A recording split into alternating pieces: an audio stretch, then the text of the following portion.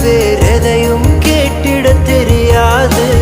அன்பை கேட்கும் காதலுக்கு சந்தேகம் தாங்கிட முடியாது.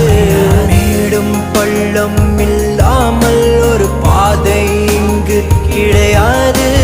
பிரிவும் துயரம் இல்லாமல் ஒரு காதலின் ஆழம் புரியாது.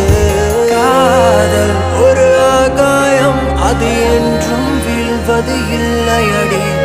கண்ணீர் ஒரு வெண்மேகம், வீழாமல் இருப்பதும் இல்லையடி.